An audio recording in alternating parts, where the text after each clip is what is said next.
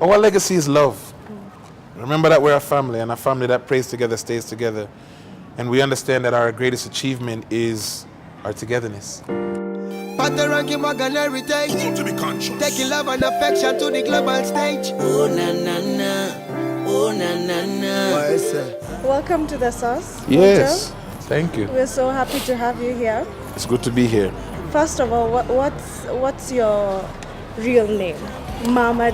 Oh yeah, How do you pronounce it? my name is Mema Latel. Mema Latel. Very well. Cool. Yeah. It sounds like a Maasai name. Hey, Have you been told that? Have you been told? No, they don't really know my real name. They just know the Mojo, and they start talking about, do you know what is Mojo in Africa? And they don't ask if it's my real name. How did the name Mojo come about? You know, we were watching a movie that was like, there was like 5 different, part 1, part 2, part 3, part 4, part 5, called Police Academy. When we were kids, and short for Memo Latel was Memo, is what they used to call me. In school, all my siblings called me Memo. And there was a scene in the movie where the guy was like, a yama, yama, yama, and then somebody was like, my mama had a Mojo bag, I'm not scared of you. So from that point, my brothers started to call me Mojo, because I was very mysterious. I'm laid back in the cut, I'm chilled. So they was like, yo, you're Mojo. And the name just stuck. It used to be Mojo Bone. Oh. Yeah. Okay. Mr. Mojo. Yes, ma'am. That came a few years later. You call Kenya your second home. For sure. Why do you keep coming back? It's beautiful. Look at it. Yeah. Magical Kenya. You see what I'm saying? Yeah. Come on. Yeah, man. We love it, man. The people, the culture, the energy that we get from the soil. And, the food is good too. Skuma. Ugali. Skuma is your favorite Kenyan meal? What's your most, what do you have? That's my favorite Kenyan meal. Yeah. I can eat that every day with ugali. Yeah. Have you tried it with some avocado on the side? I'm team avocado, so. Yeah, I love avocado. Yeah? Yeah. So I have joined the team avocado. You heard it right here on the Sauce. You, as Morgan Heritage, just dropped a new song. Congratulations on that. Thank you. The song is a banger, and you shot in Masai Mara. Masai Mara and Nairobi. And Nairobi. Yeah. You directed a part of that song? Yes. How was that for you? Well, I came up with the concept and I sent it over to my co-director Jordan Hoechlin, because he's a genius. He's a brilliant video director from Rwanda. He did our animated video for Reggae Night, which was on our Grammy-nominated album, our last album.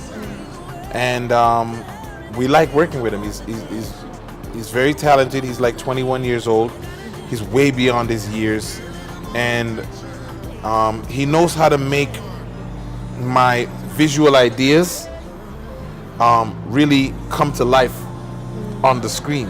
So when we did Africa Jamaica, I wrote that treatment, but I allowed him to do all of the directing. It was an amazing experience to have an all Kenyan crew create such a masterpiece. You have a collab with Naiboi, or at least you teased one. Yeah, we're working on something. We like him. What's going on, Mojo? He's very talented. I think he's the future of reggae music in Kenya. Whoa, high praise. No, we heard him. We were in the dressing room at Wasafi Festival with Diamond, and we were like, who is that on the stage? Graham said, who that on the stage? And I said, I don't know. So all 3 of us went out the tent because he was smoking. His vocals was on point. No disrespect to the auto-tune kids, but his vocals was on point, and the band sounded good. And we was like, okay, they want us here in Kenya. All right, so we're gonna do something with this young man. But we're in touch. We talk. I'm in touch with his manager Tim. Bless up yourself. Who made sure Naiboi, who made a cameo in our video, pay attention. You say you're laid back. So what's the most daring thing you've ever done? Scuba diving? Yeah. I went like 30, 40 feet under the sea, place that man should not be. We were made to stay on the land. But my dad did say, there's no reason man on earth can't fly. Like the angels, birds, and bees. You know what I mean? Life is too short. So I want to go scuba diving. I want to climb Mount Kenya. Everest, Mount Kenya. We'll start with Mount Kenya. Let's do it. Let's Yeah, do it. I want to visit the monks in Tibet. I want to go skydiving, you know, from 10,000 feet in the air. Yeah, I may die when I come out, but at least I did it. I have fun and I enjoyed my life. Like, I don't want to envy the next generation of music entertainers. I want to live my days and then enjoy my nights. Your father is a huge name. Yes, Denroy Morgan, for those who don't know. Roy Morgan. Yes, ma'am. Have you ever felt any sort of pressure to fit in his shoes? Haven't felt pressure to fill in his shoes because we've taken the legacy to a whole nother level. Our dad had a hit record which we've never had on Top 40 radio in America, and it was a global hit called I'll Do Anything For You. I'll do anything for you. And we have yet to achieve that in our life, but he didn't sell out stadiums in Africa. So we did good on everything that he sacrificed when he put his career on pause. That hard work that he put in to make sure that our talent was developed, we did good. So now I think more pressure is going to be on our children, like Jamiri Morgan, Gramps Morgan's son. I think more pressure is on them being third generation than us who took what our father built, the foundation that he laid, to the next level. Now we're a global artist. Our dad was big in America, the UK, Jamaica, and a few spots in the Caribbean. He didn't have global success. So I think more pressure is on them than us. And I think they're gonna live up to the test. As a father, do you encourage your son? Are you opposed to anything? You've been in the music industry for a long time. Yeah, 20 plus years. Yeah, you've seen so many things. Too many. Some you might have regrets, you might have some Oh, yeah. words of caution. Oh yeah. So what's your opinion about your son? I tried to discourage him. Really? Yeah, because this music requires sacrifice. Like anything in life, if you want to achieve it, you have to do it full time. You can't do it part time. But music doesn't pay. When you work at the Oval, our Two Rivers, you're a bartender at Annex Lounge, you get paid every week or you get a salary every month. Not with music. You'll be in music for 5 years and never make a dime. And then all of a sudden, you're a superstar. You get that break. But it's to be patient and wait for that moment. To make the sacrifice, to wait for that moment, to put in the hard work, to realize that moment. It's not an easy road. When Buju says, them see the glamour and the glitter and them think it's a better rose. But who feels it knows. Yeah, man. He who feels it knows. Yes, Rasta. What's Buju's influence on you as Mojo? He's a big brother. The first time we went to the UK, we were mutual friends of Stephen Marley. So before him and Gramps became friends, we walked into the lobby and him said, "Who am Mojo? Where Mojo there?" Because Stephen said, "Yeah, man, I go to you, man, but Mojo, I'm my boy." Because me and Steve Marley are really close friends. So he's an example of what it means to just put your head down, put your shoulders to the wheel, put in the work, and just believe that, you know, the rewards will come. Yeah, it'll pay off. I want to talk about your song with Steven and Gramps. Oh, Be Free. Yes. Be Free. I heard that song and I was like, for so many young people, that's some words that we need to hear. True.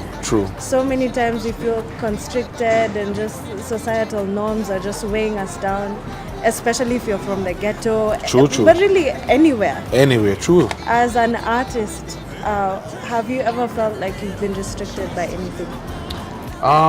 When we were signed to MCA Records, we felt restricted because we recorded like over 150 songs and we didn't get to release the album that we wanted to release.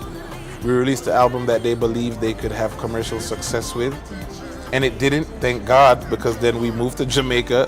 Our dad was friends with the president of the label and he released us and we moved to Jamaica, met Bobby Digital and King Jammies, and that began our journey with Protect Us John One Calling to where we are today. With the new album coming, you know, at the end of May. These days, social media is such a big deal. If you're in music, if you're in art, if you're... Every aspect of society, Yes. any industry you're in, you have to have a Instagram and Facebook and Twitter account to promote it, to engage your consumer base. Yes. So do you ever feel like you get tired of the spotlight? Are you used to it now? And now with social media, everyone is just so close. They're just like, you know, like they're here. I was saying earlier to someone, the internet made the world, you know, this huge planet, Earth, this small. And then social media made the Earth this small. Like you said, you're right in your face. But for me, I don't really like it. Personally, I think it's a distraction. I think it's a tool, and it should be used as such to reach people. So I say we need a little balance. We need a little balance in our lives, and allow, you know, everything to benefit us instead of it taking control over us. You know, I told my first wife that she, you know, because I wasn't paying attention, I said, oh, go on social media. Your sisters are always on Facebook. You know, that's why this song is so personal to us. And it took her to a whole different place. Never made it back. And that was the end of that relationship. And it was my fault because I didn't pay attention to the little things that matter. And it's not so complicated. How is your sister? She's doing much better. If you follow her at Mojo Morgan on social media, she is in the studio again. Oh, we're so happy to see that. Yeah, she's working on new music. I don't know when it's coming out, so don't ask. But just enjoy seeing her back on her feet, because she had a heart attack, died for 2 minutes. They brought her back, and by the grace of God, she's still with us. She's still there for her 3 children, and we're just happy that she's still with us. And one day she will be on stage with us again. Maybe not tour with our crazy schedule, because me and Peter and Gramps, we're not slowing down no time soon. When will you give Kenyans a full show? We've been waiting for a full show. It's coming. It's coming. We're working on something really, really big.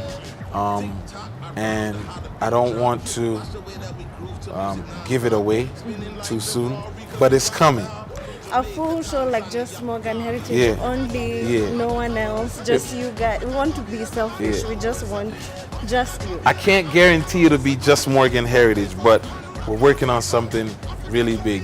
2019 is going to be the year that we embrace that philanthropic side of us, because we've received so much from the media, from the people. It's time for us to cement our legacy within humanity by leaving more than just good music and lyrics, you know? They say it's not what you attain in this life that will live on, but it's the works that you do. So now it's time for us to pay attention to the needs of humanity and see how we can contribute for the betterment of the youths, especially because without us shaping the minds of the next generation, there will be no leaders tomorrow. They won't exist. What is Mojo's legacy? What is Morgan Heritage's? Our legacy is love. Remember that we're a family, and a family that prays together stays together. And we understand that our greatest achievement is our togetherness. We never forget that. So when we argue, we remember that. When I say, F you, Pete, man, yo, Gramps, you, this is bull. We remember that, yo, just humble with self, yeah, man. Everything I got all right, yeah, man. God, it's bigger than us. When you listen to the lyrics that Jah has blessed us to be vessels to deliver to humanity, it's bigger than us. Love is the legacy, love is the word of the day. With love, we can achieve anything. Religion divides us, but love unites us. Conquer the left, conquer the right.